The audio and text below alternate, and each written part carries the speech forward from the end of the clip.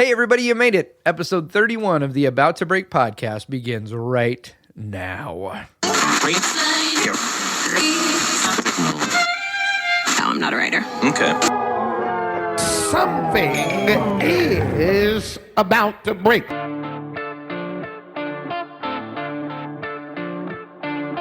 It's July 12th, guys, and I am currently probably on an aeroplane. I'll be coming back from Nashville, spent a couple days there, had a couple shows, and I'm heading back to Los Angeles right now to be home for a few days. We've got some shows this weekend. July 15th, I'm going to be at Don the Beachcomber with my cousin Obi Hughes and his wonderful Ellington Hawk show. It's a fun show, variety and music and dance and a little bit of magic with yours truly. So that's going to be fun. Hope you guys can make it out to that. If you're in the Huntington Beach area, come out and check it out. And if you're at a beach but on the opposite end of Los Angeles over in Santa Monica, come out Sunday night. I will be at the Grab Bag Show with Adam Grabowski. That's at West Side Comedy Theater in Santa Monica. 9 p.m. is the show. You can get tickets to both of those shows by clicking the links here on the show notes, and it'll take you to those shows. Hope to see you guys at one of those shows, but right now, let's get into the podcast. Do you remember what you wanted to be when you were a little kid? I'm talking like 7, 8 years old. What did you want to be when you grew up?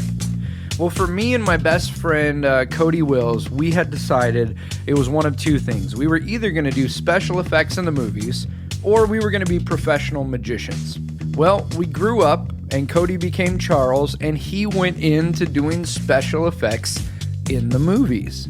He does film and TV. You know him from his work on the Gorburger Show on Comedy Central. I took the other route. I became a magician, and so it's kind of fun. Both of us are now doing something we dreamed about doing together when we were kids, and we sit down and we talk about that on this episode. We talk about what it's like working in his part of the industry and the creative process and the challenges that come along with that. We could talk about some fun projects that he's done, and we also talk about the times when it's not so easy. The other side of being about to break. There's even a story in here about when we were little kids and we fell in love with Back to the Future and decided that we were going to convince our friends at school that we had hoverboards for sale. And even then, he was the man behind the special effects we use. We talk all about that. I know you're going to love it. Sit back, relax, and enjoy this conversation with Charles Wills. I am like a schoolboy, giddy and giggly, because I am sitting across the table right now with Mr. Charles Wills, who was my best friend from the time we were like, 7, 8 years old, something like that? Yeah, something like that, man. Yeah, and then we've been estranged. We didn't get a divorce or anything. No, we life got busy, and yeah, man. But here's, and I'm like scatterbrained more than normal because my brain is just going through stories and thoughts and questions. But here's the thing that's really freaking cool. When we were kids, you and I both wanted to do one of two things. Either be professional magicians. Yep. Or we wanted to do special effects in film and TV. That's it. And here's what's rad is you took probably the best route of special effects. Not necessarily. And I did I ran away and joined the circus. So yeah, I spend my time envying comedians and magicians. I'm not joking about that. That is absolutely like there's something about like the art form and the honesty of all that stuff that I just absolutely love. So it's still like something that I enjoy. I just sort of like settled on the one thing, but it's still part of me. I'm so grateful that you just described magic as being an honest thing, because most people they see you and they grab their wallet and make sure you haven't taken it. And because you're honestly lying to someone. It's true. Anytime you're like, hey buddy, so let me tell you a lie. And then you tell them a lie, that's an incredibly honest lie, which is a weird thing. Right. Most magicians. Some magicians who don't fly on their own farts and sorry. That's my favorite description ever. I was in Vegas last weekend and I spent Where did you go? Did you see? I did all the things. I'm going to be in Vegas next month. So. I'm a nerd, so when I go to Vegas, like I play Kiss mini golf. And what? That's a thing. I was picturing you were going to say like a Kiss slot machine or something. No. They have Kiss Monster. I think it's at the Rio now. It used to be across from the Hard Rock. They have Kiss Monster Mini Golf. Dude, Gene Simmons is the most capitalist person I've ever met. And it's amazing. They've got a DJ booth. They only play Kiss songs, but you can request any Kiss song ever. There's like a museum of stuff. Like it's nuts. We go to the Pinball Hall of Fame. Do you like pinball? Because if you like pinball, like Pinball Hall of Fame. I think pinball is the most bang for your quarter. Oh yeah, of any arcade game. Absolutely. It's because like if you screw up, most of them, if you screw up that first ball, they give it back to you. They're like saved. They don't do that in video games. No, so, you're right. Like, thank you, pinball. I appreciate you, pinball. that. Sometimes the start button lights up again, and you're like, "What? You hit it, and the ball comes out." Yes, it's exciting. The simple joys in life. So stuff like that. I just like finding weird, nerdy stuff to do. Yeah, not like, oh, I'm gonna go and blow a bunch of money on. Right. And then I just like people watching. Like as an artist, looking at faces and stuff. It's just so.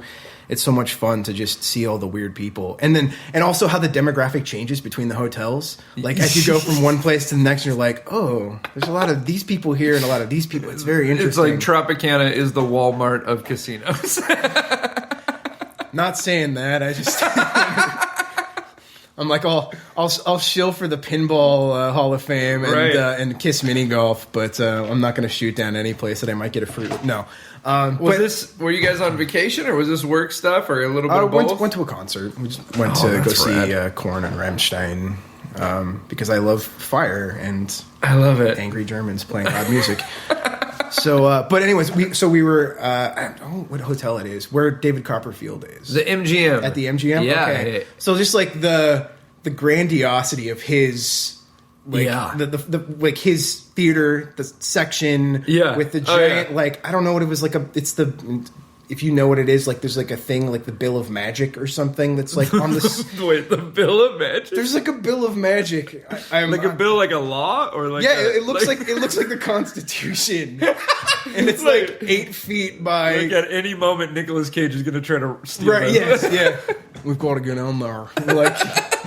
David Copperfield. So he's got this like shrine to himself. Yeah. So there's this, and I don't know what it is. It's like got giant signatures on it and stuff. I didn't read exactly what it was, and I might be a total a-hole for this. Not. It might be like we're giving this money to children, and I'm like, hey. But it looked douchey. Anyways, so and then there was this like bronze statue of him doing all of his tricks, and it's like this 360 around with like all these little figures and stuff, and it's just super grandiose, and it's like, man, you play pretend for people and stuff. It's and true. I feel like there's a line for that of there is a line for it, man. I say it all the time. I love magic. It is an art form, but at the end of the day, you have to remember that finding the Queen of Hearts in a deck of cards is not saving anyone's life. You know, and some guys, you would think they think that they're... Of course, then I go see David Copperfield. I don't know the last time you saw him. I have not. Yeah. But you're like, it's worth the statue, man. Bro, it's so worth the statue. I swear. He needs 6 of those things. Lasers coming out of his eyes. That'll match the show. Dude, here's the thing. Well, and Copperfield is at that level, and you know how the game goes. I mean, you get a certain level, and you go, hey, I like that idea. I'm going to own that idea. Right. So when you go see him, you see things that you're never going to see anywhere else. Like... just ridiculous stuff. Now you're selling it for me. I was being negative, and now you're selling it. Oh, no, it's good. It's good. I mean, at the end of the day, it's like, somebody cured someone of a disease today, and, you made a statue of yourself appear. Yeah, right. The guy who learned how to reprogram viruses to attack cancer cells doesn't have a statue. He doesn't. But David Copperfield, 360. That guy. Here he is. There's a plane making that disappear. Statue of Liberty making that disappear. They're all appeared on the statue, though, so you know what he's making disappear. I had this idea the other day, and you being a fan of magic, and, we kind of entered into magic geekdom at the same time. Yeah, going to K&L Magic and spending every dollar our parents ever gave us on little boxes that were shiny. Right? Like, literally just with weird, like, plexiglass boxes with foil tape. Yes. What does that one do? I don't know. It was the original fidget spinner. Spoiler alert, it makes something appear or disappear.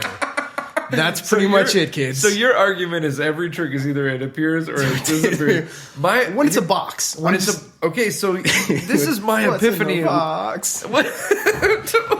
Don't look, man. What if that was the end of every magic trick? Was that it was Gwyneth Paltrow's head?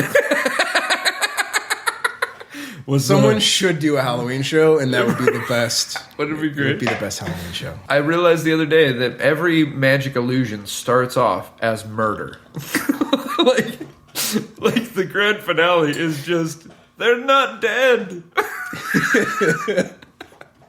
Like, isn't that weird? Like, most illusions, like cutting a person in half, chopping their head off, dropping them on a bed of nails. You're like, you're supposed to put them back together. Yeah, it's like, nope. It's like we applaud because we didn't just watch someone commit homicide. So you could be the world's worst magician with no prestige. You just cut people in half and then roll the boxes off stage and cut to the next trick. How many episodes of CSI were really a guy trying to practice magic, but he wasn't good? Oh, no. There's a show idea. There you go. There you go. Making a magician. Ice break. Oh, it's so cold and good. It's hot. Been hot, man. Yeah, man. It's been too hot for California. I know. That's saying a lot, but it's been warm. It has been. Yeah. And you got a good air conditioner in your car? I do. That's the one saving grace is the car air conditioner is good, and I just bought one of those little movable ones for the house. Oh, that's nice. After 5 years of my wife giving me the "I'm going to stab you in the face if you don't buy me one of these" looks, it's finally like, yeah, you know what? This summer is the one. Yeah. Because I can't deal with this, and I don't want you or our cat to die. So we get an air conditioner. That's great, man. Because the minute I touch the switch on the regular house one, our power bill goes up by $300. And there were years where she didn't know that. Yeah, so she was just like, "Why are you? Like we're having a conversation with the neighbors, and they're like, yeah, we really wish we could run the air conditioner, but it's just so expensive." And she looks at me, she's like, "What?" I'm like, "Yeah." We had roommates at the time, and they would just run it. Yeah, they wouldn't be home; it would just be on blasting. Those are those surprise bills, you know, because it's like in November, December, January, you're great. Then you get into like April, May, and you start using that air. Yep. And then you're like, what just happened? Do I want to be cool, or would I like an American Standard Fender guitar? When it becomes that kind of power bill. And that's how I quantify everything is in guitars. Dude, are you still playing? Math. Yeah, I mean a little bit. But that's the math that I play in my head when I'm like, how much is that again? I'm like, that's like 3 really nice guitars. I don't. I used to do that with expensive magic props. Yeah. I used to be like, we don't need a new car. That's it's a zigzag lady. We were talking about the makeup magic and makeup effects. Yes. Stuff.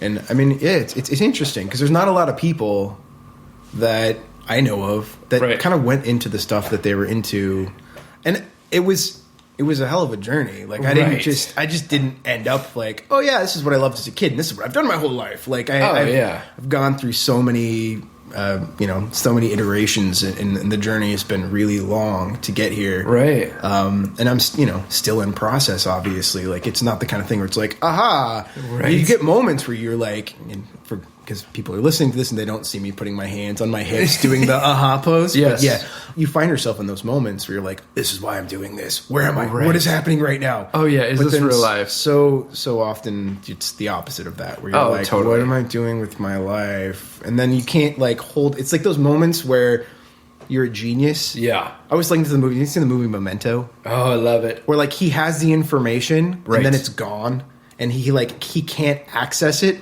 I feel like we're all like that, especially emotionally. Yep. That's me. I have this piece of information, and I'm like, this is it. I just got to hold on to hey, look at I don't like anything anymore. I can't hold on to that thing, and it's really it's hard. It's weird, man. I think it's an artist thing. Yeah. It's definitely. there is this thing of like you're constantly getting opportunities that are great, and they're the ones that 2 or 3 or 4 years ago you wish you had. Oh yeah, but then you get the thing, and then you want something different. You know, yeah. That is wild. It is interesting that both of us have kind of ended up in the path that we originally wanted to start. But yeah, like you said, it was a big twist. I mean, I worked at a church for years and years, and you know, right out of high school, what was your first like job? Oh, we're going to the first job. This came up at work the other day. I don't even remember why. Baskin Robbins. Yes. Across from APU. Scooping ice cream. That's right. For a while. Making a lot of those. What do they call what's the drink? Cappuccino Blast. Cappuccino Blast. Those things were deadly, man. Dude. You know, you'd always see some like middle-aged lady who came in her workout clothes thinking she's being healthy. I'm gonna have it's just a cappuccino. It's coffee, right? I mean, it's just coffee. No, lady, it's 6 scoops of chocolate ice cream with coffee syrup on top, and we blend it together with a little bit of ice. Right. It's not healthy at all. I mean, that's when I learned that I didn't want to do food service at all, because that's like diet food service. You're not like you know, you're not waiting tables. You're not doing. But people are it's like you're a drug dealer. Selling ice cream is like you're a drug dealer, because somebody's either sitting at their cubicle or on the construction site or wherever it is that they're doing, and they're sitting all day and they're like, when I get through this shitty day, I am getting 3 scoops of that with this on it, whatever. And that's it, man. That's the thing. Bro. And it's not like ice cream is this thing. It's not like high-end drugs that you can't get everywhere. Like, you can literally go to any store and just get vanilla ice cream. Anything. Dude, I have a confession, bro. Oh no. I have a confession. So a couple weeks ago, we're hanging out with my family, so my wife and our 2 kids, and then my sister-in-law and her 2 kids. And we're at a restaurant. Here was the plan. We're going Taco Tuesday. Yeah. And then we're going to go get dollar scoops at Baskin Robbins. Woo! And it was the last day they were doing it was like a big deal. For some reason in my mind, I was like, this is like, we're going to remember this. Like we're going to have to make this is a Clark Griswold dad moment. Kids, get in the car. We're getting scoops. We're going to have to like honey, take a photo. A scrapbook page, you know? And this is going to be like the one that has like all the stickers that say like Super Dad. And like, so in my mind, I was like, this is going to be awesome. So we go and the kids have an argument during dinner. Oh no. And the moms out of nowhere, both of them, they looked at each other. They like locked eyes and they were like, no ice cream. And I was like, what? like, as weird as and infantile as it is, I had looked forward. I'm not fighting with anyone. I was a good boy, so why don't I get ice cream? Exactly, bro. And that's what I straight up got pissed. Afterward, I was like, "What is wrong with me?" Flip the table. I think you probably dealt with one of the reasons why I'm not a parent is I just would have got the ice cream and I would have like been eating it while staring at the kids, just being like, "You should have been good." People get violent. Like buddy of mine had a Cappuccino Blast like thrown at his head. Literally, like somebody didn't like it, and it was like not a softball pitch, just a full on So, you know, you come to work the next day and there's Cappuccino Blast all over the ceiling. Someone spent like an entire shift standing on the counter scrubbing the ceiling. And you walk in and you're like, did the blenders explode? No, just an angry lady. Like, I'm doing this for $7.75 an hour. Yeah, whatever it was. And there was a night, it was like it's one of my favorite stories of working there, but there was a night that, it was like a Saturday night. You know, it was the big show, right? Yo, it was the big show. Hey, right, listen, guys, they do the pep talk beforehand. Yeah. No, right. Except everyone called out. So it was as Jack Sparrow it's the big one-man show. As Jack Sparrow would say, it was me all by me onesies. Like chilling, and there was a line out the door like around the building. And I'm sure they were doing some promo that was something that took way too long. I think it was just like a holiday weekend or something. Okay. So like there's just people there and their families, and it's hot. It's like the middle of summer or something, and everybody wants ice cream. And my buddy Dave shows up, and he's amazing because he's one of those people who has no filter. He has nothing. The thing that a lot of people have that say, I'm not going to do that. He just does it. He sees me kind of like floundering, and he's like, yeah, I'm gonna go scoop some ice cream. Takes off his leather jacket. You're the only throws it in the thing, and I'm like, dude, you shouldn't do this. You're gonna get me fired. He's like, what? What are they gonna do? And he scooped ice cream. He worked like a double shift with me. Didn't work for the company. Like I worked the register because I wouldn't let him touch the money, and he was scooping the ice cream. Had no idea what he was doing. He's scooping doubles. Yeah. Oh yeah. There was like monster scoops of ice cream, like because people were waiting in line so long for their ice cream that they're angry. So it's hey, listen, I'm going to give you a softball scoop of ice cream, and they were happy. But yeah, it's just weird experiences and stuff you wouldn't put up with. So, and this was your first grown up. I got to go to work and do this. Yeah, I think that was the point that I realized that there are no such things as grown ups. That the people who own businesses don't know what they're doing. That the managers don't know what they're doing. Right, like everyone's playing pretend. These people who were coming in, these adults that were coming in and throwing Cappuccino Blast at people. They run companies. Oh, sure. Yeah. So when you're in a meeting and you're like, I think there's something off with Bob Jenkins. I don't think he's all there. He's actually just an angry toddler in a grown man's body. And the guy who owned the Baskin Robbins, we would run out of chocolate and vanilla. On a weekly basis, we would run out of the staples. Well, first of all, who's going to 31 flavors because of the options and getting that much vanilla? Well, it's the base. It's the base for a lot of the drinks and stuff. And so you would burn. Anyways, you'd burn through it, and then people would be, oh, well, we can make you that, but we're going to have to use watermelon instead because we're out of this or that. What? And then then the death threats, the strongly worded letters. It's just insanity. So that was Thank God this was before Yelp. Oh man, how do people work now that there's? I can't imagine in a service industry. I guess we're all in a service industry, but I don't know. Ugh. It's like at some point every industry is just becoming a service industry because you're interacting with the public. There's no job now where you don't have to do some sort of hand holding and that's true. Shaking babies and kissing hands. It's a no, wait, hold it, strike that reverse. But I didn't even catch it. It seems so normal. Yeah, no, totally. Yeah, absolutely. That's how we roll now. But yeah, that's how this country rolls. Right. We got big plans. We're gonna do luxurious things. Bigly, we'll do the bigly. Yeah, great. Yeah. I did the Trump versus Bernie. Yeah. Specials and stuff with the guys who were on at midnight. James Adomian and Anthony, and I can't pronounce his last name, so if he hears this, I'm sorry. We'd do the best impersonators of those, and so I spent a while. Yeah, we did I think 3 or 4 specials, and then the at midnight thing, and so I was in this weird hanging out with fake Donald Trump, and after a while, fake Bernie Sanders. But does the fake part kind of disappear after? If you're just there for a while, do you start to feel this is the real dude? It's weird because he would get into character, and he was so the opposite of that, right? So it's such a strange thing because he's not that guy. He's not that guy. He's so far from that guy.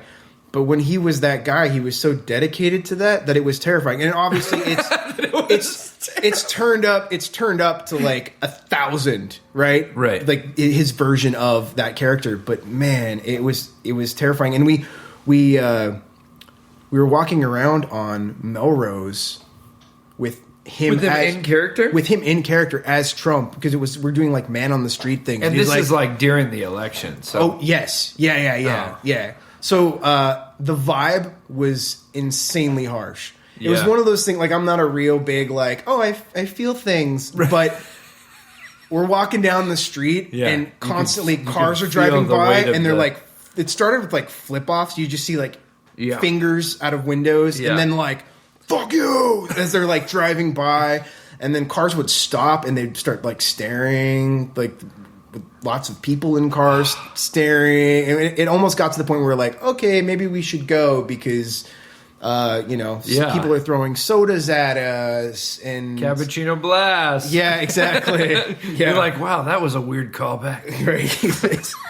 Take that, Trump. All those calories. So it was weird to be in that, like, while all that stuff was kind of going on. That's crazy. And then seeing how the writers and comedians were reacting, because every day you'd go back to the makeup room and stuff was happening, and someone would come in and be like, this just happened. And you'd be like, what? What? For real? What? You're like, Bernie Sanders just did this, or Trump just did that, or whatever. And you're like, we don't need the writers anymore. We don't need any writers. Yeah. Like when the bird like landed on Sanders' podium. You know, it was just so. It was like we couldn't write. This is my son in whom I well pleased. Yeah. This is my son. This is who I very well pleased. Listen, if 2% of the birds, exactly, are chicken, it's yeah. So that was it. Yeah, and I don't get like overly political or whatever, but it was definitely strange to be in that. That's and wild, then to feel the negative energy of at least Los Angeles. I'm sure if we were in a different city, it would hugs and kisses. Right, but yeah. And it was great once people realized that it wasn't actually him, because they're like, oh, okay, cool. We'll play along. We like this. Yeah, it's funny when you walk into a black barber shop and he's like saying stuff like, way over the top. I want you people's votes and whatever, and you're like, yes. But by the time we're done, they're like high fives and hugs and stuff, and so it's it's getting through, but it's nuts, man. The Holly weird, man. Holly weird, dude. Yeah, there's so many like random things, and it all connects, and like being on this, I don't even know what it is, man. Like it's nuts. It's like everything that when someone's like, oh, this is what Hollywood's like, and you're like, yeah, and no, it's not that, but it's crazier in so many ways, and it's more and it's less too, right? Because it's a lot of like being out in the sun fiberglassing something for 8 hours, as much as it is like sitting in a VIP green room somewhere, right? People see the Instagrams on Conan and they don't see the 14 hours you're sitting there working on something and killing your hands. Anytime I like find myself in those situations, I take the extra Powerade or whatever, like, because it's that somebody said like, you're screwed the minute you stop getting excited about like the free food and water, right? Like that's or drinks or whatever. Like that's free, huge, man. Craft services, yeah. So I'm not there, man. I'm like, what? Oh, this is amazing! I'm so excited. We have all this delightful food items too. I have food issues too, but that's not the point of it. Since the moment that you walked in the door, I'm like, hey, you want anything? Can I get you some? Philly cheesesteak, man? You like open your jacket, like you got watches and donuts. The watches and donuts, yes. We got double glazed. Many more donuts than watches. Well, I think that's funny too, because people. I mean, this podcast is definitely not a how-to get in the industry. It's step one: don't do it. No, I'm sorry, no. We can go there right now. That's me. No. Like, but it's not. It's not a how to get in the industry. It's how to survive. Like, absolutely. And there's not enough of that. There's not enough, because so many people are like, how do I get in? It's like, dude, it's getting in is not the hard part. It's getting out and still having a head. Like, right. Right. It's like making the thing you want to make and then being okay. This industry is Space Mountain with really low beams. Dude. Like, you've got to like. You spend a lot of time ducking and not knowing where you're headed, and it's terrifying. And that's a weird analogy, but okay. Yeah, dude.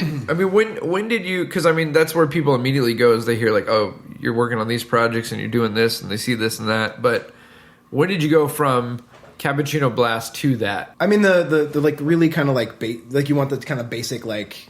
How I got from point A to point B. Yeah. Just I'm always amazed at how, because I never think how people end up where they're at is what you would think you would do to get where you need. Right. Okay, so I was going to Citrus College. Yeah. I went there for 6 years for a 2-year degree. Exactly. I'm a doctor of citrus. Look at this one. It's orange. So, we had was a music class that we had together? Something? Yeah. History of rock and roll. History of rock and roll. Dude, with that old guy that was rad, and then the super creepy, like, teacher's aide. You remember that guy? Yes. Yeah, he was super quiet. He was the guy that, like... sounds bad to say about someone, but he was the guy. He was the guy that if you saw on the news, they're like, this guy had a bunch of people buried under his steps, and then they showed the guy. You'd be like, well, yeah. Like, everyone thought he was so normal. Nope. Every time the news is like, they interview the neighbor, they're like, he was just a nice, quiet guy. And you're like, no. I've known this guy for 3 seconds. I can tell. Yeah. That's funny, man. Stuff I haven't thought about in such a long time. So, yeah, man. So we're there. We're taking history of rock and roll. Yep. And I actually, at the time I'm into music. Yeah. I'm into art. Yep. And I'm into, like, biblical studies, stuffery. Yes. And so I kind of came to an impasse at some point where, like, okay, there's 3 paths that I can take. And I, like, the recording sciences teacher. Yeah. I took the intro class. Yeah. And he was like, hey, so you're going to, like, go into the actual program, right? Like, specifically asked that, and I'm like... And they had a great... Then they had a really program. good... And I thought long and hard about that for a while. Yeah. Like, that would be kind of amazing, because I really love music. And then at the same time, I was doing the art stuff, and I really like film, and I wanted to do design stuff for film and video games and animation, possibly, and all that stuff. And so I'm like, well, I want to find a school that does that, and so I started putting stuff out to art colleges, and then if that didn't work out too, I was kind of really enjoying studying the Bible stuff. So I was thinking, like, well, if that doesn't work out, I'll end up doing Bible stuff and whatever, and like, I don't know which one of those of the 3. Like, do you want to be in music, an artist, or Bible? Right. Like, so welfare? Is that what I'm choosing? I'm not gonna... You're like, basically, I know. I had a buddy the other day say, he's like, for me, it's never been about being rich or famous, and so far, my plan is working perfectly. That is beautiful, because absolutely. Like, I love all of these things, and all of these things will get me not much, but I will love them. Oh, yeah. If you want to go into this business for money...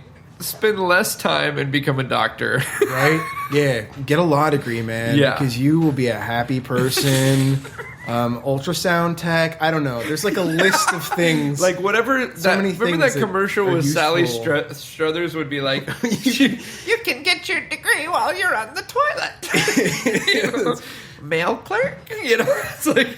They should bring that back, because you could just do it with an iPhone, right? You can literally get your degree on a toilet now. That's true.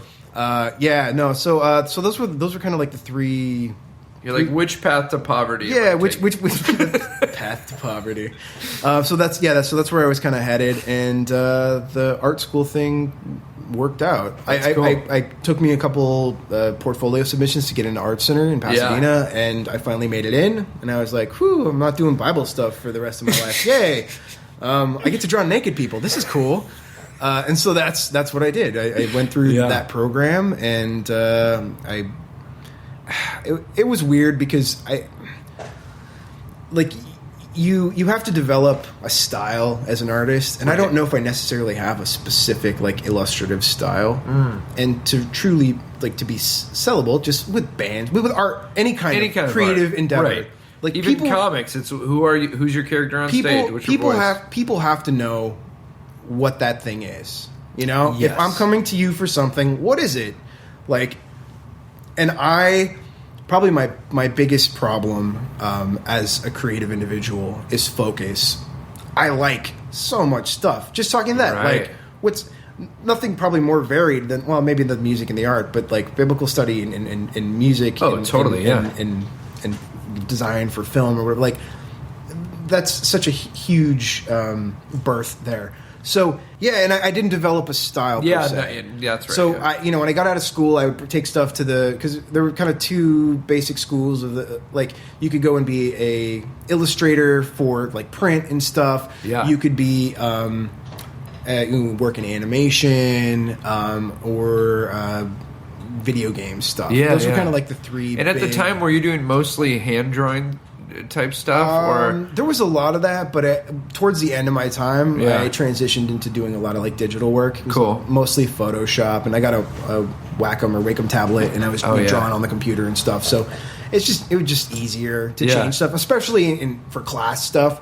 Because if it's an actual painting, I guess just like with client work, right? The teacher's like, "This is great, but his hair should be blue," and you're like, I got to start over." Yeah, in Photoshop, you're like slider, bloop, right? So, I mean, I kind of did that to save myself because so much time in art school is like working through stuff and just anything that you can do to kind of beg, borrow, and steal to like get to that next level and do it to keep your head above water. Right. So working digitally is what I did. And also that's where the industries were going. So working digitally is, that was the environment that people were used to seeing and all that stuff. Right. So, man. I would go to these job interviews for these companies. Like, I put stuff in at DreamWorks and Disney. Yeah. And they'd like, oh, this is really interesting, which like, I don't know, code for not good or like really weird. I think the two, they're like, this isn't cute cartoon characters, so I don't know what to do with this. Yeah, this is one thing I'm sorry, don't lose where we're at. No, but this is one thing I've noticed.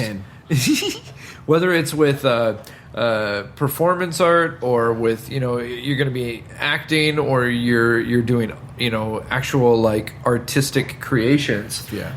Whether it's a casting director or a job interview or a producer, you can't expect them to fill in the blanks. Like, they've got to be able to go, oh, I can use you in this project and in this one and this one. Yeah. So sometimes that's challenging when it's like, oh, here's my portfolio that's very unique to who you are. Yeah. But I don't think they're always good at going, well, if he can do that, he can obviously do this. And I honestly, like, I'm suffering with the same thing where I am now in special effects, makeup, and lab work. Yeah. Where I'm a generalist. I do a bit of everything. I can apply makeup on set. Yeah. I can sculpt. I can paint. Right. I can mold. I can cast. Whatever it is, like, I can get it done. Yep. And that's rough because they want to hire you to do one thing. Like, you are this thing. Are you a hammer? Are you a nail? They like to, like, whatever. And if you don't fit, like, it's hard to be both of those things, and it's rough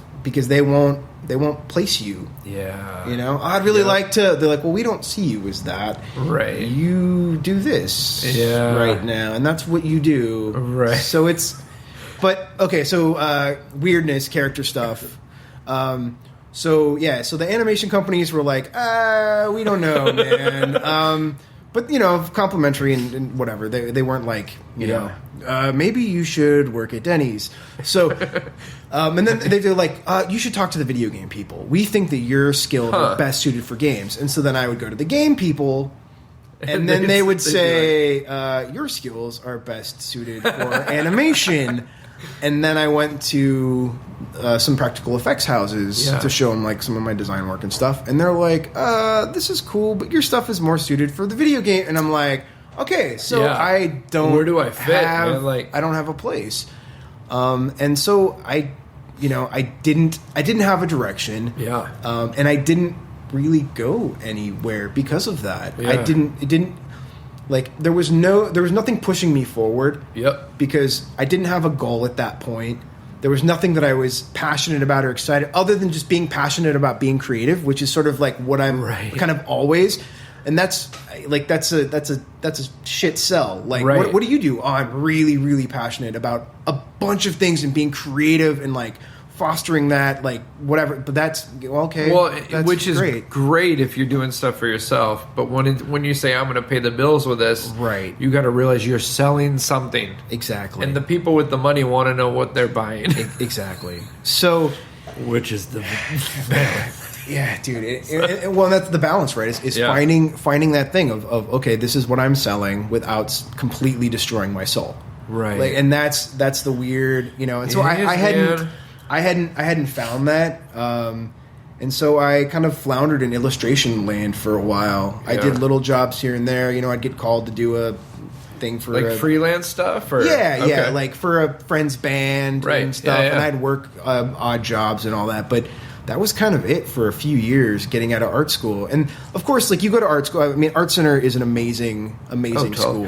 And I went to school with some of the most amazing artists in the world, which is also like a rough thing, because it's like going to the Louvre and then being like, hey kid, you can do that. Like, no, I can't. I'm not, I'm not Da Vinci. Like, I mean, I know I'm talented, but like some of the kids that I went through are the main like art directors for Marvel and stuff, like design all the costumes and characters for those things, stuff like that. So, I'm seeing all these like leaked images for Marvels, whatever, and I'm like, oh, I know that dude's work. Like, I had class with that guy, but he was unbelievably good. Back then. In school, and then anyways. So and then you play that game of like, am I too far behind the other guys I started this with? How do I? And then you never measure up, and it destroys it. It kills your momentum. And that happens to me a lot. It's like, well, if I can't get to this point, then I'm not like, and it keeps knocking you back, and it's this like self-defeating cycle of getting. So I was doing that for a while, and I wasn't really getting anywhere with it. And at some point, and I've always kind of dabbled in the makeup effects and all of that stuff. Like, dude, a little side here. Back to when we were kids. You were the first person I ever saw decorate for Halloween, like, for real. Oh yeah, bro. We used to have so much freaking fun. Making our own, like, I miss at some point. I'm gonna get back to that, like with my house. I just haven't gotten there, just time wise with working. Everyone's like, you must love October. It's like, I do, because I love the season and I like going to all the haunts and all that. But I'm normally working. I don't have any time. And then then when you come home, it's like, I don't want to play with plaster when I get. So it does. I don't end up doing all this stuff. Fiberglass more stuff. I want to say it was probably like 7 or 8 years ago was the last time I like went really big. Because I was unemployed at the time. So I did it at my parents' house. I went and got a bunch of plywood and cut out these giant pumpkins, and I did a hanging skull and put a fog machine in its mouth, so as people walked up, it like shot fog at them. Rad. Having fun with that stuff. But that's it. That's the transition. So I was doing a lackluster job at finding illustrative work. Disney was about to file a restraining order. It's like, stop sending us your portfolio, kid. We don't want you. And why do you always include these nude pictures of yourself? I'll do anything. Dear Uncle Walt. They're like, he's dead. Is he? Look in the box. I am going to do that someday. Someday I'm going to do a really nice like Walt Disney head and just put it in like a cryo chamber just for myself. When someone says that, I'm like, are you sure? And just open a closet and there he is. Just keep it away from Kathy Griffin. Bubbling away. Oh, severed heads. That is its own. I think like people get up in arms about anything like a comedian does, who's grasping at fame like a Walking Dead zombie, like her nails are ripping off as she's like trying to hold on to the fame, and they're like, "Oh, I can't believe she would do something like that." I'm like, I'm certain she would do worse. If she could hold on to that extra 10 minutes of... So, I know. Is it ridiculous? Yes. But who draws the line? Like, who gets to decide? I feel like... There's no lines anymore. Every day it's like... There's no we're lines. Totally okay with this set of things, and this one is... We're going to pick one a day to focus on. Yeah, it's like arbitrary roulette morality. Like, everything is... Where's the land? Okay. Oh, today we're pissed off about the fact that this is happening, it's okay for this to... I don't even. It's the kind of thing where I could fall into the trap of thinking about that stuff, and like it would just swallow my whole life. And I have people in my life like that. I work with people, and it's just like they're so angry all the time, and there's like so much fear. It's like, dude, worry about getting to work safely. Like, worry about like whatever, working out and saving yourself and just being okay, and don't be an asshole. Like, worry about that. If that was the one rule, Like, don't be an asshole. If that was the one law, if it was like, all right, we're going to start We're starting over. We're starting over. We got one rule. We're starting a society. Don't be an asshole. Don't be an asshole. We would be so much better off, but that's not a thing. No. It just people don't, and know. You know, all of the smiley face self-help memes on Facebook or whatever that people post, and then turn around and do really shitty stuff in real life. Like that's, I don't. I honestly feel like we're joking about, not joking. Well, yeah, we're joking about how as artists we can be a little bit manic, but I feel like the whole world is manic. I feel like 1 minute you're posting about this thing that never really happened that way and how great it was, and the next minute you're just miserable and I mean, art and creativity, it's feeding off of that. It's feeding off of the energy. That's the fuel in that engine. And so whatever's going on, that's when, like, the minute Trump was elected, everyone's like, well, punk rock will be good again. Like, right. Will it? But then, bands get kicked off the Warped Tour for no reason because they said something inappropriate, and kids, like, it just, I don't know. You just never know. You never know what the climate's going to be and what's going to happen. But I think that, like, what happens, what we deal with people, like, that ultimately is what feeds that creative thing, and it's for good and for bad. And I think a lot of times it's like, sometimes it's hard for me creatively because I'll sit on Facebook too much. I know. My wife's always like, dude, get off. It's not gonna be good. I'm like, I'm not even on it that much. Yes, you are. Get off your phone right now. I've never gone on Facebook for more than 5 minutes and felt better about myself. Right? That's, and like, I think people need to realize that it's like staring at the sun. Like, you've got a good, like, 2 seconds, and then look away before it burns your retina out. Like, it's a bad, Well, and I think one of the challenges that it's affected with art, because art is consumable, right? Right. Which is where, like, I think magicians are having a harder time because magicians work on an act over, and add little bits to it. Takes them a lot longer generally than comics who are cranking out new material constantly now, Right. But I do think it's wild because, like, somebody will put out an hour special that took them 3 years to put together. Yeah. And tomorrow we want to see the new stuff. Oh, yeah. Or for, like, even I was talking to my daughters today, they're watching some show, like one of the million shows that's produced right now. Yeah. And it has 8 seasons and it's only been on 3 years. Yeah. Binge watching. 8 seasons and it's only 3 years old? Like, because you can sit down and watch a season in like 3 days and you want more, so where's more? Which is not only challenging on the, like, production end of it, but it's also hard to really celebrate any milestones because you do something that's kick-ass and it's nothing tomorrow. Yeah.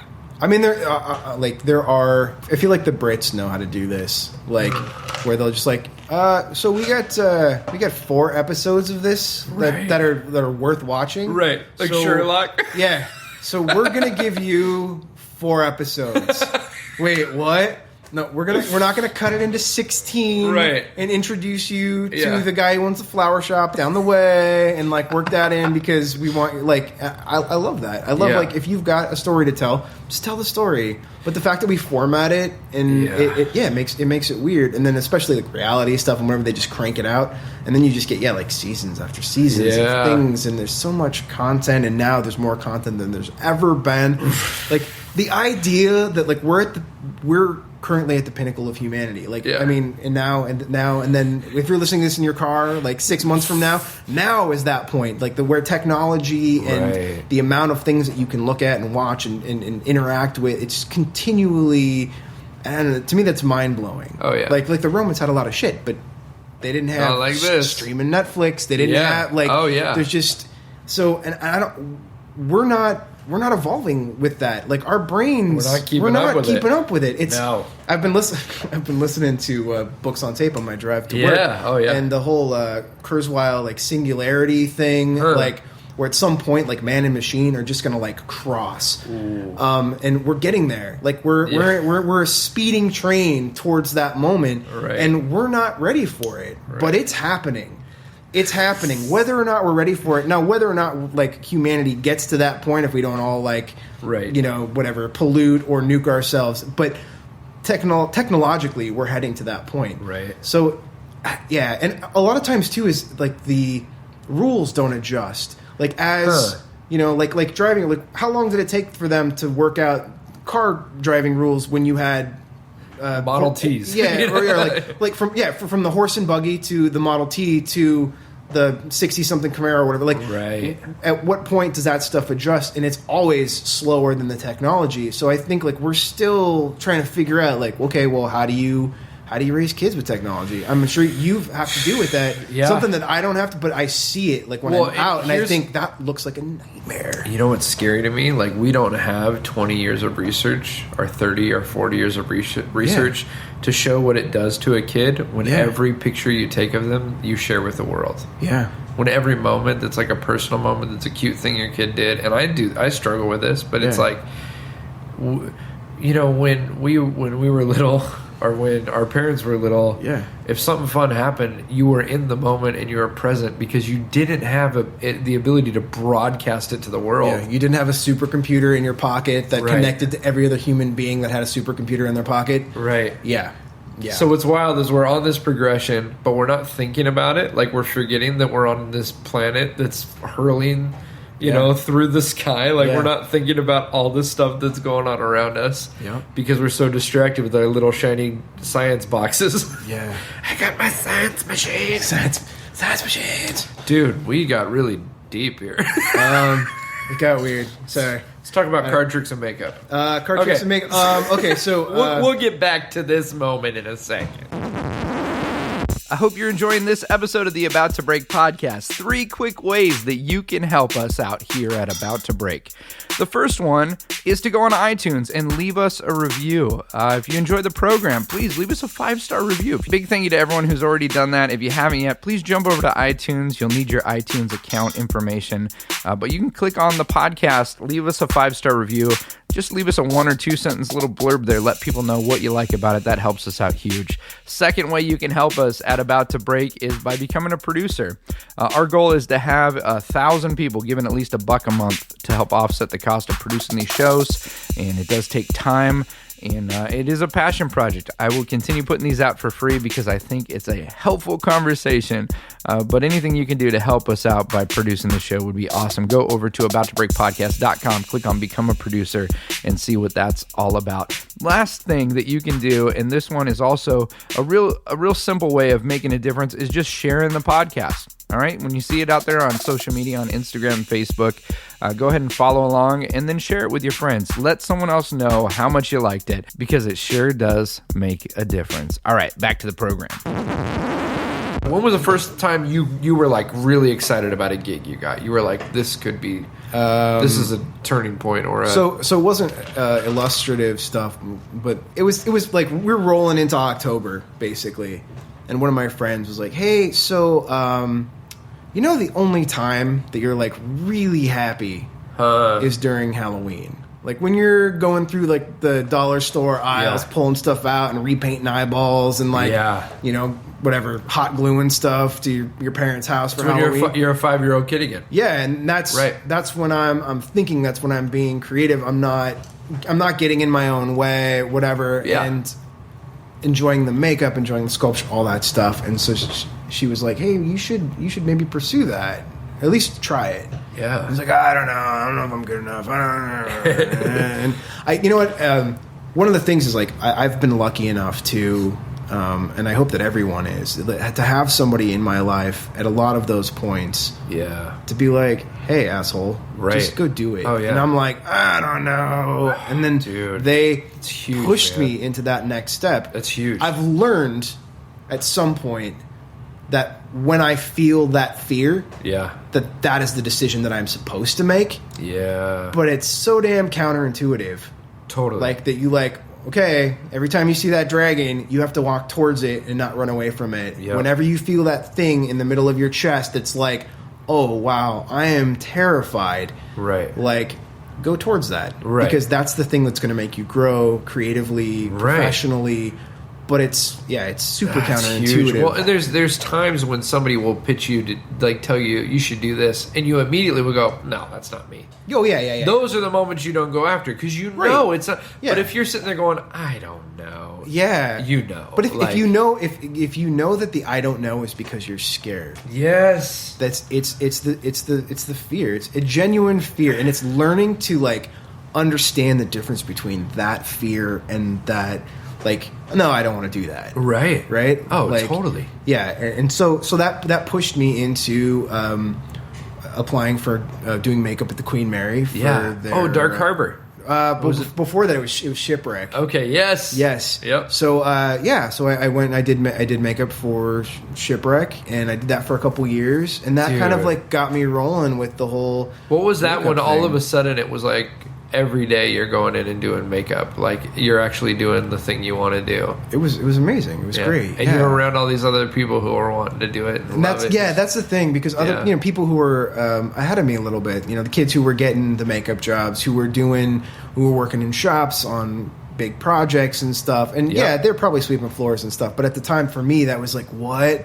Yeah, you're at whose shop? You're doing what? Yeah. Like, see, yep. It's amazing. And then I had people that were there to teach me. Yeah. Like, it wasn't just, okay, I mean, Christina, my boss at the Queen Mary, like, she's an amazing makeup artist. So she would sit us down and be like, okay, let's, like, hash through some, like, things that we can do for these makeups. And you got to do them fast. It doesn't have to be perfect. But, like, you can be quick and still work and still be effective. Yeah, and still be effective. Yeah. And know what's the lighting, what's going to show, what's not going to show, all that stuff. Huge. So there was a lot of learning that went into it. Yeah. And also like learning about connecting with somebody in your makeup chair because you've got 10 or 15 minutes with somebody or even less, whatever. Right. But getting to how to interact with people. Yep. And that many people in a single night, you start to learn like, okay, this guy's a fidgeter. Like, hey, dude, don't, whatever. Or if someone's like super macho, you'd be like, hey, don't move. You get really stern with them or what works with people. And whatever. Which is huge to prep you for doing TV stuff because TV is hurry up and wait. Like it is rush. Absolutely. And the guys that don't, there's guys that get an opportunity to do something and they're not ready for it because they haven't. Yeah. Had 150 people a night come through their makeup. What I mean? It's a trial by fire. Yeah. And I would see the improvements so quickly because I was reading something and they're talking about like iterative design. The idea of like if you're going to draw something, like don't like just keep drawing different stuff. Yeah. Draw the same thing over and over again. So you're like really happy with it. Yeah. Because all of those subtle differences are what's going to teach you to have an eye to like truly like push you to the next level. Right. And so I was doing that with these makeups because I do like the same cut every night or whatever. Right. And so the cut night number 1 versus night number 15 or whatever, or 20 or all that stuff, they would be so much better. And it was cool to see that in a very short amount of time. Love it. But then you jump out of October, and then it would be like nothingness for huge stretches. So what did you do? Like, how did fall into a deep depression? That's what I do after every. Bro. That's what I do after every major project. Okay. I should be doing this. We should. I don't know if you've done it. We should do these with our wives, right? So they could just talk about dealing with us. There should be like a separate dealing with artists podcast. You know what we should do is because I've said I want to have Katie host have her host an episode, and do like a round table. So we'll get like wives who have like husbands in the arts, I mean, dealing with all of our one of the amazing emotional crap. One of the amazing things about Kim is her dad is an artist and has that sort of like artistic spirit, so she understands the kind of highs and lows and like following that and creativity and all that. But it's rough because I get projects or something and I put so much into it, and then when that's done, I'm like, am I a human being anymore? What's left of me? Okay, I have little kids and I'm gonna go there. I cry during cartoons all the time. Why am I blaming my children? I've cried during cartoons for years. Right, yeah. But bro, okay. That's why they're on. I mean, there's children in the house, so obviously I'm not crying during SpongeBob because I didn't seek it out. It just happened. SpongeBob was forced upon me. All right. All right. No, sorry. But dude, you have the first Cars movie, right? Oh yeah. First Cars movie. Yeah. And it wasn't the young shiny guy that got me upset. It's the older dude who is a race car and can't race anymore. Oh yeah. But that's what you feel like. Honestly, I feel like as an artist, you get to the point where it's like, I'm honing my craft. I'm working on this. Yeah. I'm you're developing a skill set that is project based. Yeah. If you're a comedian, you have to have an audience to perform for. If you're an artist, you have to have a project to work on. Yeah. So it's like the more efficient and effective you get at your art when you're not doing it, there is this weird like drag that comes with it. Like, it's why this podcast exists. It really is. This started at a time when I was like, I'm doing these projects, I love it, and when I'm not, I want to drive off the road. Like, I need something to put my energy in. Yeah, it's that's what we have to deal with, right? I mean, that's the and it's sort of an unspoken thing. I mean, until now, and then that's what I love about what you're doing is when you're like, yeah, I'm doing this thing, and I listen to the first couple, and I'm like, oh yeah, awesome. You're like hitting that thing that no one's hitting on, which is amazing because it's I think it's a universal for at least for creative types of, and probably for even more than that, but that thing of like project based whatever and putting so much of yourself into something. And there's something about the arts where you're not just you're connecting your brain and your heart and your creative and like somewhere in between, and like all of that goes into what you're doing. Yep. So that when you're not doing that, like maybe you just, there's a shelf inside of you put it all on the external shelf of creativity or whatever you're doing, and now you're just like empty and you're this vessel that needs to be filled up again. Right. And it's a tough place to be. Dude. And I know some people like know what fills them up, what fixes them. Yeah. I don't have that yet. I don't know the thing like when I'm just I don't want to do anything. Where do you want to go to dinner? Food. Yeah, I want to go to Foods. Do they have food? Let's go there. Dude. Well, what about weird. Thai? And I know it is a unpredictable, because sometimes it shows up in those predictable moments when you're like, well, it's because I don't have anything I'm working on. Yeah. You know, and then sometimes it's in the middle of something great's happening. Oh, and that's true. That is, you know what I mean?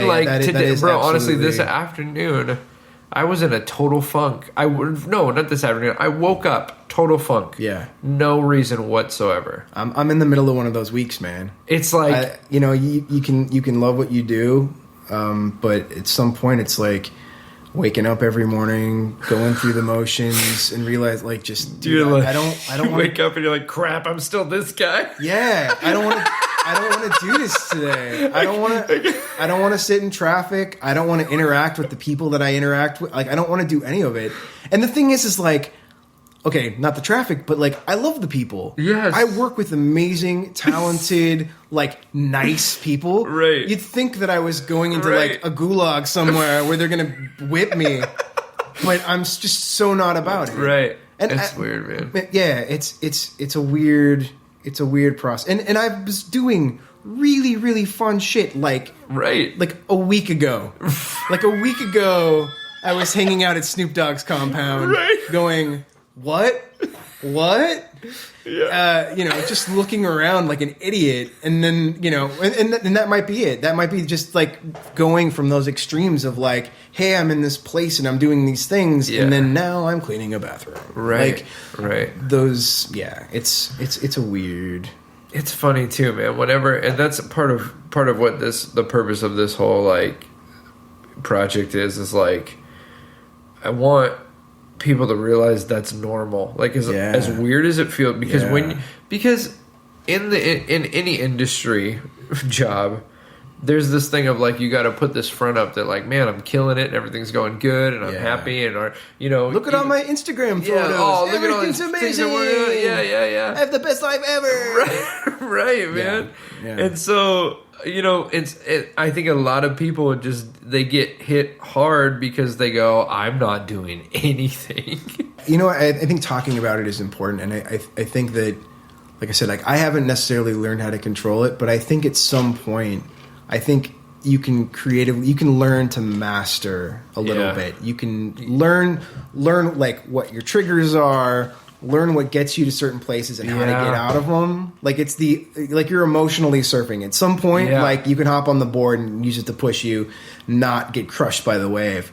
But it takes a long time to get there. You don't just jump in the water and 30 some odd years of doing stuff. But like, if I'm really coming to the realization, or if I'm only coming to the realization that this happens to me, like now, or maybe a year or two ago, that I really started being like, wow, there's really a cycle of like how I deal with these things. Yeah. Like I haven't mastered it yet. Maybe when I'm 50, I'll know how to like get past my own shit and like be okay with the process. But it's a journey. It is a journey, man. It is funny how it seems like the guys that have really lasted in the game and who have done good art, they almost have this like, I think about guys like Tom Hanks or Steve Martin or Jerry Seinfeld. They have like this almost zen-like quality to them where they're like cool all the time. Right? You know what I mean? Right. But you know they weren't always there, and they probably aren't always there now, but they've kind of figured out a way to, they figured out the balance of what they need to,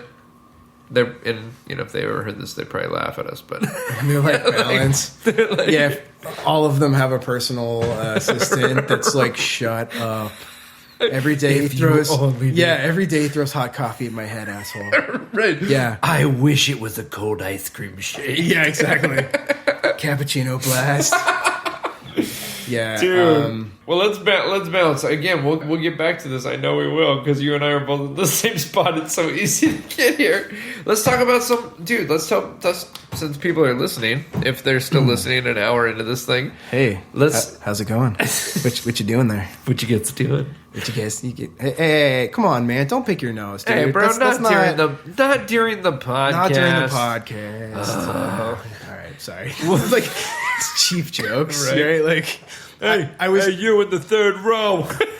I was literally I was thinking about earlier. We were talking about killing people and magic and totally right as we do. Magic and murder. And I was thinking that I was gonna like describe stuff that you had around where we're doing this, but like have it be like that. Be like, aren't you supposed to put them back together, man? What is that? It's all over the floor. Oh, that's a prop. That's a prop. There's air quotes. Right. But it smells, man. What is that? I'm thinking your shop where you work would probably be the perfect place to do like a perfect kill room. Stash real bodies. People like, oh yeah, it's an effects shop. Oh yes. Formaldehyde, we use that a lot on set. I mean, every once in a while, somebody gets pulled over with like a corpse in their trunk, and you got some splaining to do, right? Yeah. I've heard like firsthand stories of stuff from people. I've been lucky enough not to get pulled over with like buckets of blood. Yeah, like it's just it's just a bucket of entrails. Please, come on. Nothing here. Nothing to see. Is that weird that you have to like study what real entrails look like? And like, have you know what I mean? Have you had to do a lot of that? Like, you will look at real gross stuff to fantasy side of things because I'm not a fan of the real stuff. Yeah, like, it's not like when there's those Instagrams and stuff where it's like, oh, here, look, there's someone with half a hand. Emergency room. And part of me looks at it because it's what I do, right? But I'm super not into it. Yeah. Do you get queasy when like people are really hurt? Or you do? No, because I kind of go into like, this is work. No, I mean, there's that. There's always like, oh, interesting. Look at the modeling, the red around the bruise or whatever. Right. But when like real shit happens, I kind of fall into like, oh, how do we fix this? Like, I don't think about, Hold on, wait, let me get a picture. Yeah. I need this for reference. And I don't have that thing, but like, there's definitely, I don't know what it is, but there's something about real stuff. There's just people, and the horror fans that work in my industry, like people really like because I'm almost like on the horror comedy side of liking things, not on like the depressing horror or the real horror, but the people really love like serial killers and then I'm like, dude, I just can't dive into that because it's not. It's like too It's too real. Yeah, it's too real, and it's not good for. It's just not good for me. Yeah. Like whatever feeds me know. and makes me okay and all that stuff is not there. Yeah, it's not that. It like lives in my head and it comes up at times I don't want it to, and it messes with me. So I don't. That's not where I live. That's good, so man. So real stuff. Yeah, eats me out. I'm a wuss, but it's okay. Well, dude, what are some fun projects you're working on? I want to hear about Gorburger and how the Gorburger process, and Dude, tell people about Gorburger. That was a nuts. It's like a nuts ride. Well, it's kind of a continuation of the whole like. So I did makeup for a while, and then I started doing shop work. Yeah, building things, and the first major thing I worked on was Starship Troopers 3. Yeah. And we're making bugs to blow up and all that stuff is a lot of fun. That's fun. And so I kind of like went to a couple different shops and stuff, and started meeting people and whatever. And then I ended up at this shop called Silver Shamrock Lab with Chris Mills and Amy Mills, who I ended up working for them for the better part of like 5 years. Wow. And I kind of became like, I don't know, like maybe like a second at that shop. Like it was him and I, we're like brothers. Yeah. You know? And so one of the projects that came through while my time there was this Gorburger show. We'd done a lot of work with Funny or Die. Yep. That was one of our main sources of income was doing weird makeup and props for Funny or Die. For some 22-year-old kid at the time, it's like, I got this idea. What if he's got a giant nose? And you're like, all right. Okay. You know, you're gonna have to pay for that, right? Because I don't have like a box of giant noses. I'm like, yeah, whatever, just make it happen. So then you go and you make the giant nose, or you do the whatever wacky weird thing is that they come up with, or try to match something from. You know, we're doing a Bane thing, and I didn't do that one, but like stuff like that where you have to, and that much like the haunt makeup is you're working on your feet, man. You got to like get it done. And a lot of this is like people. Obviously, the budget's probably always less than it should be, and the time frame is less than. They're like, we need this tomorrow, and we have $100. Yeah, no, not like that, but no, that's how it is sometimes. Yeah, I mean, that's it's been a while, but yeah, that's or you make the decision of like, okay, well, if I make this, it's for free. We did that a lot. Yeah, because it's going to lead to something else. I'm doing this for free, but I'll get a day rate maybe, like to bring it on set or whatever. Yep. So it's like, okay, well, I made $100 off of this. Yeah. But technically... Right. And then they'll act like, well, we own this prop. It's when you're like... Yeah, right. So we were doing a bunch of stuff for Funny or Die, and then the project kind of came out of that, where there was money, and I'm going to screw the story up, but basically there was this money coming from YouTube because they wanted to create a bunch of content. Yeah. And this is like 6 years ago. Right. So like, okay, well, we want to make YouTube like an actual thing that people go and watch shows on. So let's give a bunch of billion-dollar companies our money to make content for our platform. And so they gave a bunch of money to Warner Brothers Records, who were then looking for pitches, and the Director Brothers, who like write and direct Gorburger. Yeah. He's their kid, you know? Yeah, yeah. And they came up with this crazy idea of what if, an alien takes over a Japanese morning talk show thing with game show elements and the whole deal. And we interview bands and and then they just made it happen. And so, Chris walks in one day, as best as I can remember it, and it's like, hey, so we're just going to do this big animatronic space troll thing, like maybe. And like the funny thing was, it would never be like, I wouldn't be in the meetings, right? So I would like everything was second, third, hand. Every second, like third hand.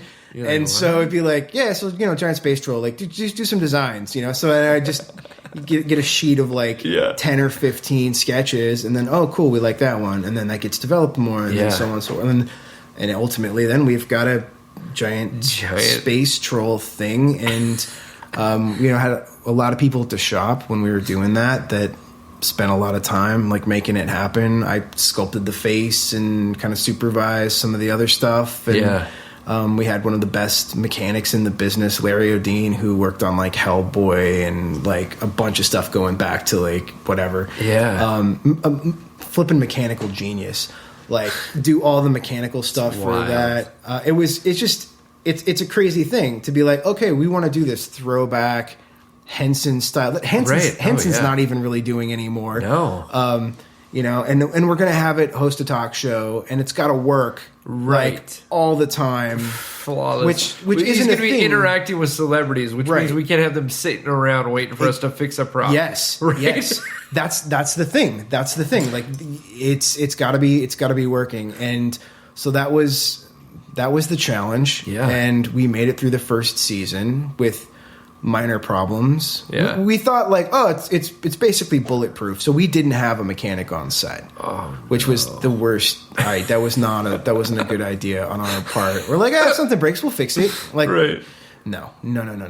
So now you know, like you just have a mechanic is basically your medic. He's just there, ready to jump in. And now like the Navy SEAL. And now we work with like two of the other best mechanics in the industry. This guy, Pete Chivacco, who worked on the last few Chucky movies and like the Babe movie from back in the day. So like he's once again mechanical genius. Like stuff breaks, stuff's on fire.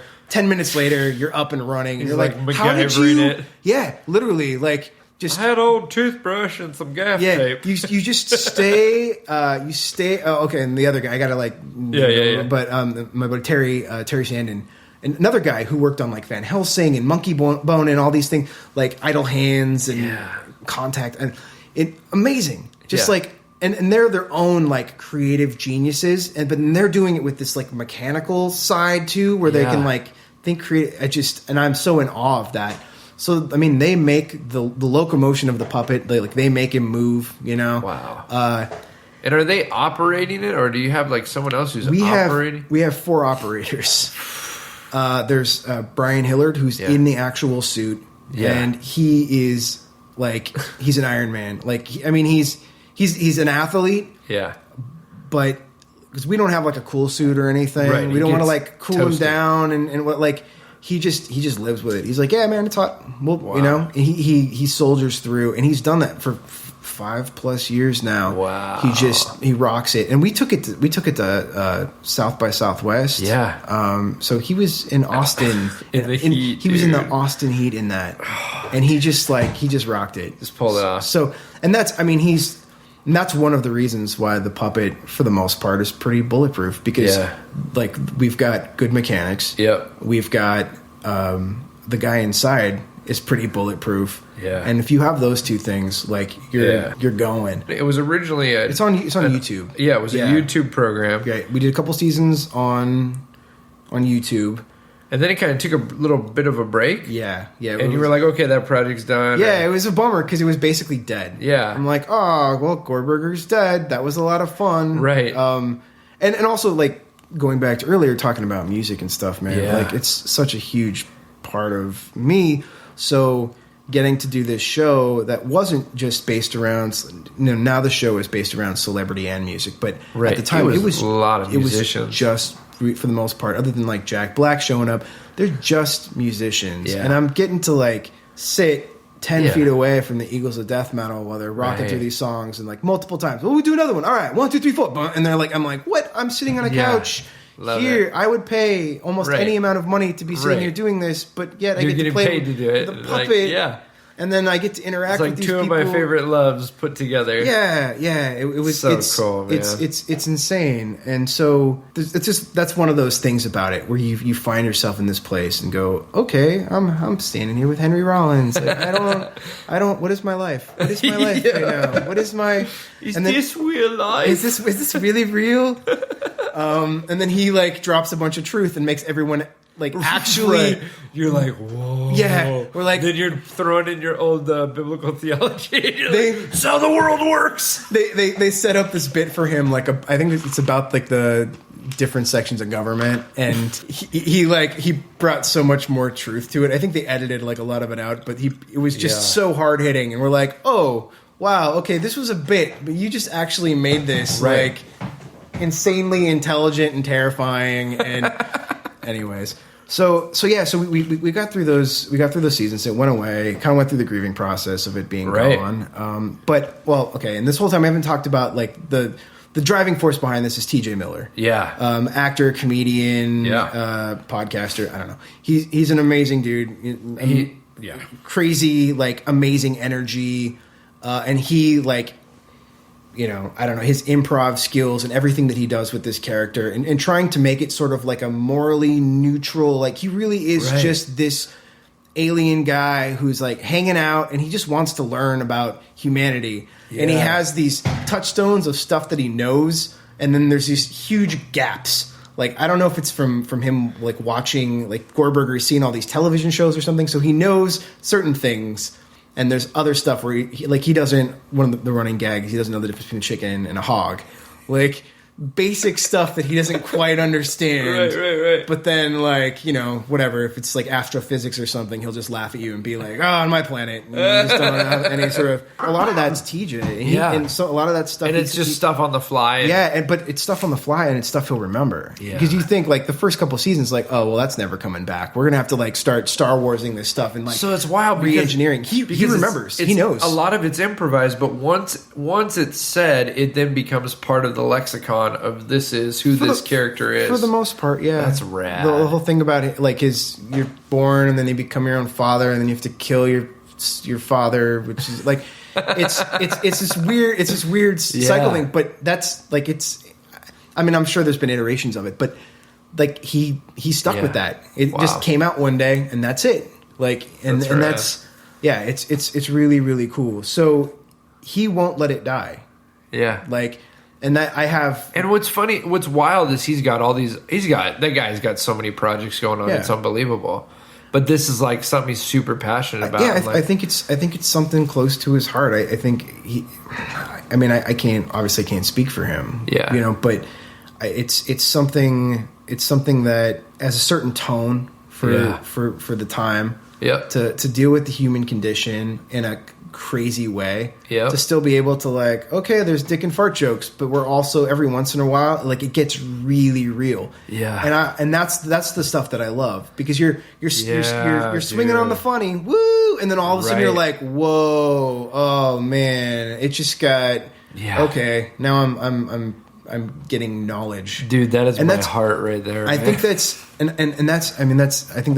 TJ as a person also, because he's like, he can be fun and wacky or whatever. I don't, but then at the same time, like, he's very paradoxical, because then he'll turn around and the way that he's talking about sort of like ideas of technology and theology and where the human condition and where, like, and he gets really deep within that.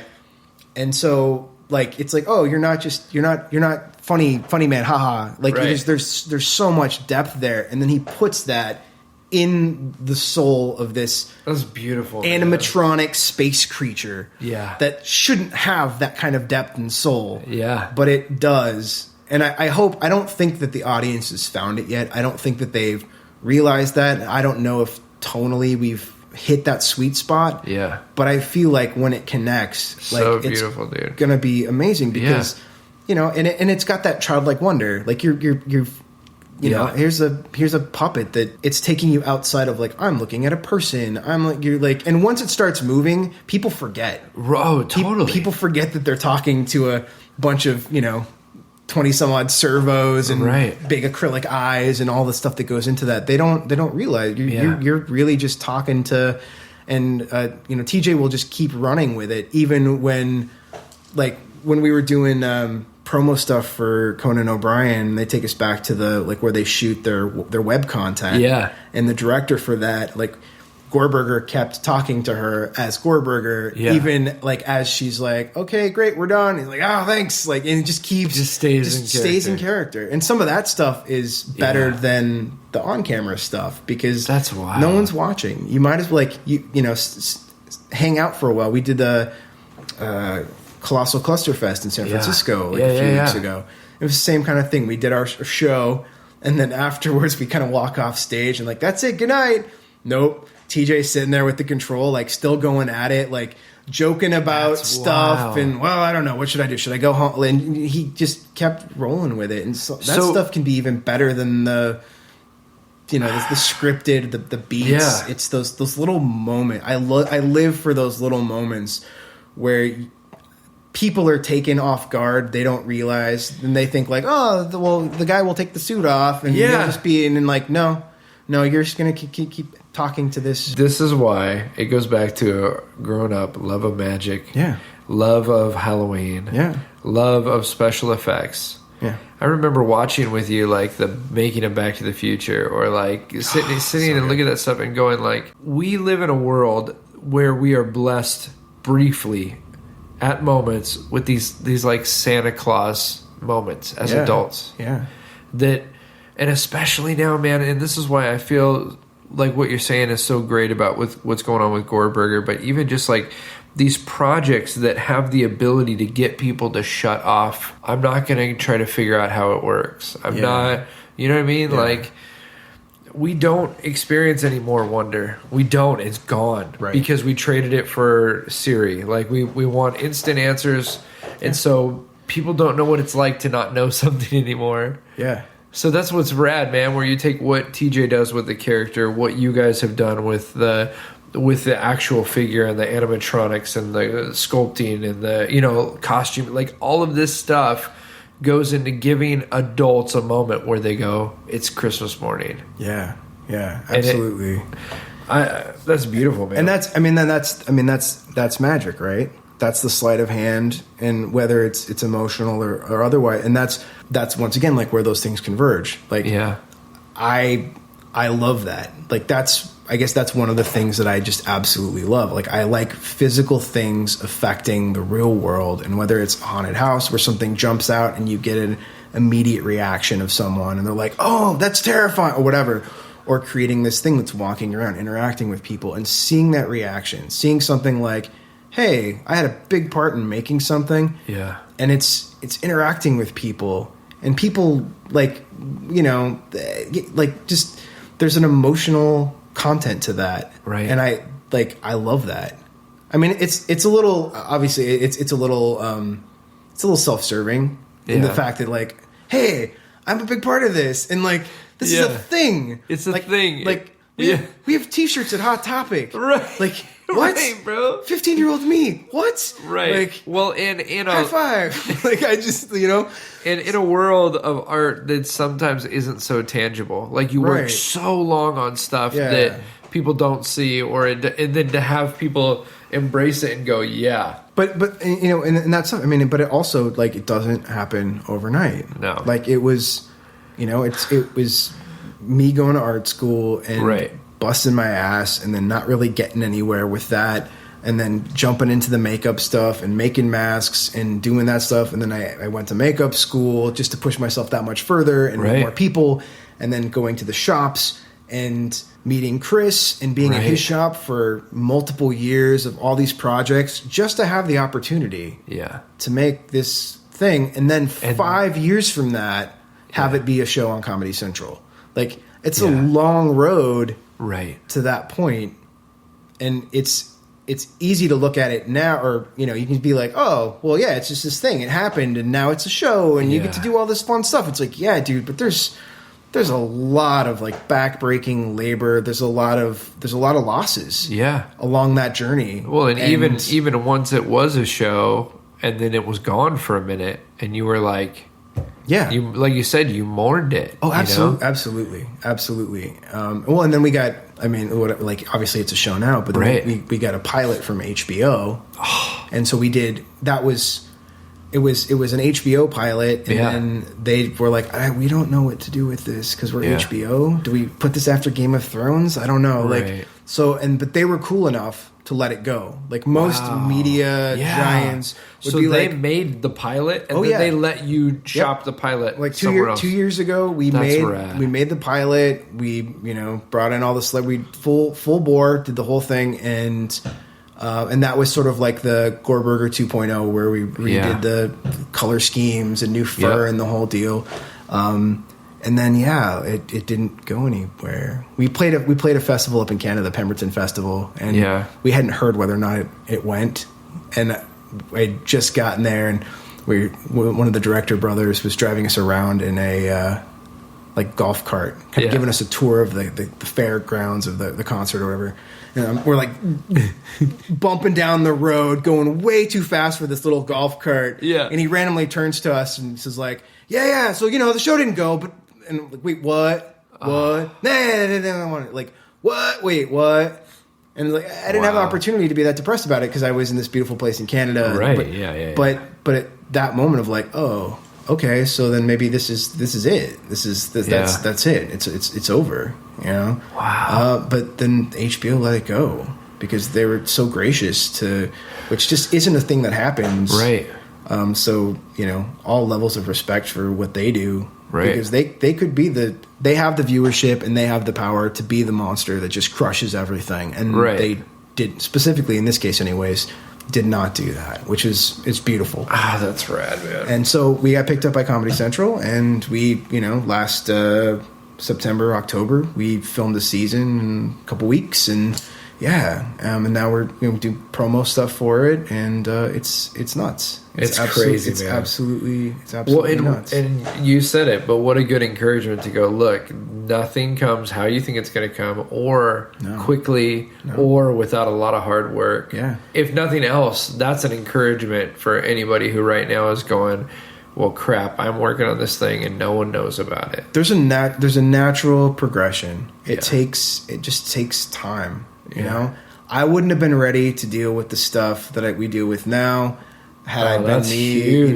dude. You have to build up that set of tools. You have to have and whether that's the physicality of what you're doing or the emotional end of it, right? Like whether it's the team of people that you're working with to be in the right place. Like right now, I feel like we have the right team of people. Like the mechanics and the puppeteers to be able to handle it, TJ and all that stuff. Like we can do it, and there's no drama. Like there's no, and we've lost people along the way, and it hurts. Yeah, it really my old boss who we built the puppet with is no longer with the project. Yeah, and dude, that that's rough. It's rough. It's like and there's not family, and there's not a moment that we're. Like when we find ourselves in those places and I'm like, this is amazing. And I'm like, Chris isn't here. Yeah. And it bums me out. Yeah. But we're at a place now where we have a good group of people and it keeps the bullshit to a minimum. It keeps the negativity Which is huge, to a minimum. Dude. Well, and how many people get a project and they blow up for 6 months and then you never hear from them again because maybe they didn't build up the character or the stamina or the whatever it is that we need to do the thing that we're going to do. So that's huge, man. There's a lot of elements to it. It's where you are personally, it's what your abilities are, it's what your emotional abilities are, what you can handle, and then it's the people around you. Yeah. So you got to have good people. If there's not, because we all fail. Yeah. Puppets fail, like puppets break, things go wrong, and you've got to have people with you that will stand with you in the fire. Right. And if you don't have that, like, it's tough to move forward. And that's how when we do these gigs, like, I don't live in fear. Like, I can enjoy what we're doing because I'm like, hey, if something breaks, it'll get fixed. If it doesn't get fixed, there's other ways of dealing with things or whatever it might be. Like, we can get through this. And that only comes from doing it. It only comes from having, 4 years ago when something caught fire or this thing breaks or that thing. Oh no, where's the hands or whatever the thing may be. Right. Like you learn to improvise. And I'm sure like as a stage, working with, there's so much of that. It's improvisational or how to deal with a heckler. Like that's probably one of my favorite things, like comedy, because I don't think I've ever been to a comedy show where the audience was good through the whole thing. There's just always one or two dudes that you want to punch in the face. Yeah. And the fact that the comedian doesn't do that is so incredibly beyond me. Yeah. And there's skill that some can use to like get out of those moments and allow everything to keep rolling. Yep. Like you're not born with that. It's doing it and having it not work. Of hours. Dude, it is getting heckled off stage because you didn't know how to handle it. Yeah. Yeah. And and then beating yourself up till the next mic where you can do it and hopefully have it. And it's the same kind of thing. Like you learn things to do and to not do, and there's a level of confidence that comes from that. That's so encouraging, man. Like push you forward, you know? That's so good. Yeah. They're pretty words. It's still it's still rough. It's still rough, man. It's not, Once again, my wife would be like, "Yeah, confidence, huh? Yeah." She's like, "Yeah, remember this afternoon when you were in the fetal position?" Yeah, exactly. That's why we're about to break, buddy. You're on top of the mountain now, aren't you, man? Nope. No, I'm not. We're all people, man. We have to allow ourselves to fail. We have to allow ourselves to be in the process, and it's humanity. I just think that the older I get, like the more I just want to get in touch with that. The more I want to be okay with it. That's the juice, man. Yeah, I'm right there with you. I'm not there, but I want to be there. Right? You know, it's we keep reaching for that brass ring. And again, dude, and I think this is where we need to, we are lucky. Not everyone has spouses like we do that will call us on it and love us through it. And I mean, dude, there are friggin' times I'll tell Katie, like, I'll be freaking so depressed about something, and then I'll be really excited right after that about a project. She'll be like, "Are you going to be happy then?" So when that happens, you're going to be happy? Yeah. That's... And the answer is no, right? Because we're not reaching for the right things. You know, it's something else. It's not what you think it is. It's not what you think it is. It's not what you think it is. Whatever it is that you think, like, it's not that. It's not stuff. Yeah. It's not the perfect whatever that you think. Like, nothing's ever going to be perfect. Nothing's ever going to work out the way that you want it to. I have a really tough time with that. I get bummed out because I have expectations for things, and when I get disappointed, sometimes I'm inconsolable.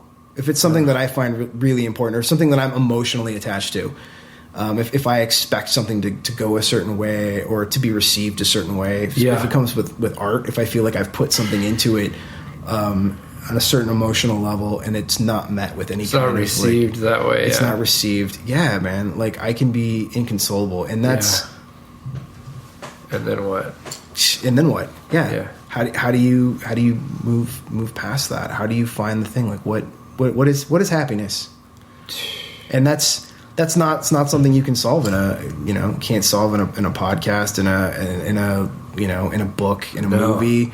No. It's a journey, and that's it, right? Like every religion, that's what we're all striving for. Like, how do we get away from ourselves to the point where we can, like, be more, I don't know, objective about things? Yes. And I don't know. Oh, dude, it's huge. Today, this very day, I told you I woke up and I was just in a crap mood. Yeah. And now it's worse. Well, no. You're welcome. No, man, there was a moment this afternoon where I just decided I'm going to go be with my kids. Like, I'm just going to go be with them. Because I was with them earlier and I was a total ass. Like, I was just... For no reason. Like, no logical reason why I felt the way I did, why I was upset. But I was just like... You know when you feel like you've got to get away from someone, but it's you? Like, you can't get away from yourself? So then you're just annoyed that you're bothering your wife or your friends or your coworkers, like, and it's like, look, I know I'm being an ass. I don't want to be me either. I'm going to apologize to myself right now. Like, I just want, I came over here and I'm still, like, right here. And if I go over there, I'm going to be over there too. Right. So entertain me. That's what I say to Kim all the time. I'm like, entertain me. She's like, what? Yeah. I'm like, I just can't. I need to be just entertain me. Just do something to get me away from my brain. Dude, about I'm all the telling things, if you fall into the hole of... I'm telling you, man, and then I feel like some of the good stuff is just like being present with who you're with. Like, because the minute I didn't lose all the thoughts, but I just shifted my focus and said, I'm just going to go play with the kids in the pool. I'm just going to do something, And was that your like initial, or was that did it take time to come to that? Where you're like, man, how do I get out? And then finally you came to that, or was your initial like, I'm gonna go because I know how to get. I was like, I'm gonna go take a nap. I have to take a nap. The best thing for our family is for me to not be around anyone right now. I went and took a nap, and I woke up to hearing the kids play in the pool, and I just got up out of the bed and jumped in the pool. Like, awesome. I'm not going to think about it. I'm just going to do it. And we had the greatest time after that. That's amazing. You know? Yeah. But I spent the first half of the day just being like, but I have thoughts in my head. I like that. And here's real humans that I've got thoughts. I'm thinking about things. I have decisions. Just decisions.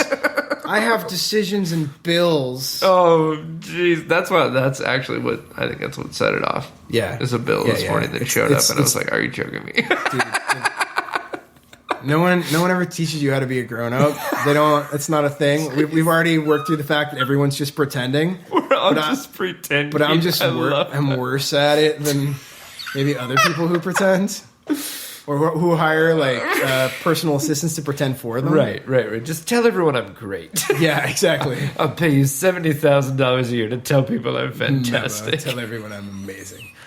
Well, dude, we gotta turn this off because I know you probably gotta head home soon. It's getting late, but I'm just gonna sleep under the table here. Dude, please do. I don't want to stop talking. I just don't. The things I want to talk to you about, I don't want on the records. Dude, thank you for doing this, man. I freaking love it. I'm so excited. We'll do it again sometime and talk more about Back to the Future. Oh my goodness, dude. Yes. You could do just like a Back to the Future. We should. We're just gonna do a Back to the Future standalone.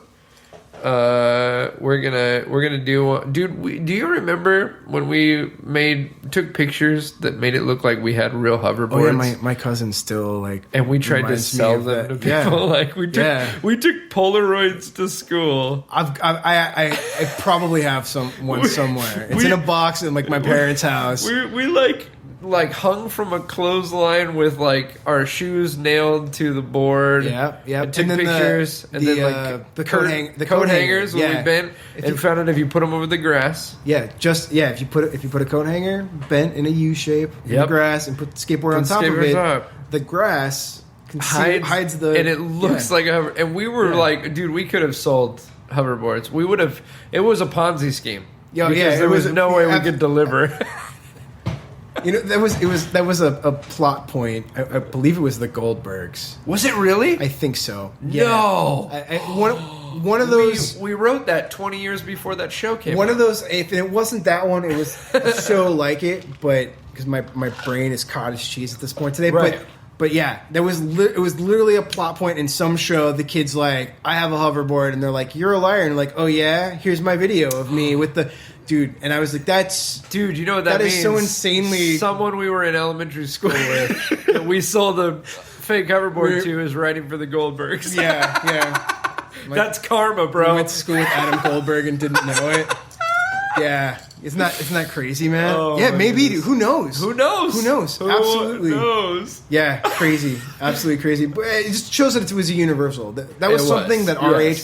We wanted so much. Right. We so wanted that to be real that you were willing to do anything to like... want it to be real. Of course. Well, dude, how can people get a hold of you, or if they got a project and they want to pick your brain on it, or they want to see what you're working on, or they want to just stalk you on the internet? Do you anything you like to share, or you like to keep it on the...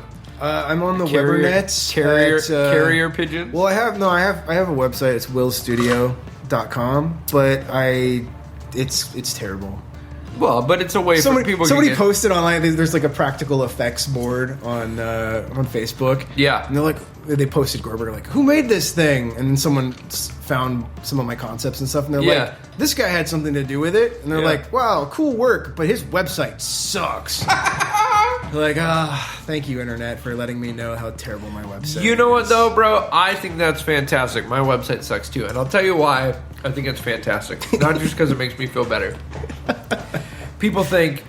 This goes back to when we were playing bands, and, like, people hadn't written a song, but they had a T-shirt. Oh, yeah. You know what I mean? It's like, so many people in the industry think the way to make it is I gotta have the best demo, and I gotta have the best this. No, like the flyer's lenticular. Look at the stock on these business cards. They're very rigid. But yeah, no, people think it's like, oh, I gotta have all the best stuff. No, you've got to be good. Yeah. And you got to be out there. You Yeah. got to. Steve Martin said it on the masterclass I'm taking, which was going to skyrocket my comedy career. Oh man, I want to do every one of those. By Oh the way. my gosh, bro! Even if it's stuff like oh, cooking, yes, I want that. Oh, yes, dude, I'm going to give you this nugget. This is worth the whole thing. All right. Right? Steve Martin says this: there's opportunities for you in whatever industry you want to be a part of. There's opportunities abound, but you got to be there when they happen. So he says, if you want to be a stand-up comedian and you live in Columbus, Ohio, you have to move to LA or New York or maybe Chicago. Yeah. He said, because here's what's going to happen. There's going to be an opportunity, and if you want it, you have to be within pointing distance. Wow. Yeah, that's pretty much it, right? That's it, man. That's how this thing works. You got to be there. Yeah, absolutely. I mean, it's how people in my business stay working. It's if you're out of sight, out of mind, right. Like, if there's no work at the shop, come down to the shop and work on your own stuff. Because, hey, guess what? Something else is coming in and you're there. Yeah, and you're that's going to get the dude. job over somebody who's not there. So good, man. Yeah, got to be present. Well, dude, I'm going to turn this off so we can keep geeking out about Don't stuff. press the button. I'm going to press the button. Here we go. I'm pressing it. Dematerialized. I'm gonna Dematerialized. No!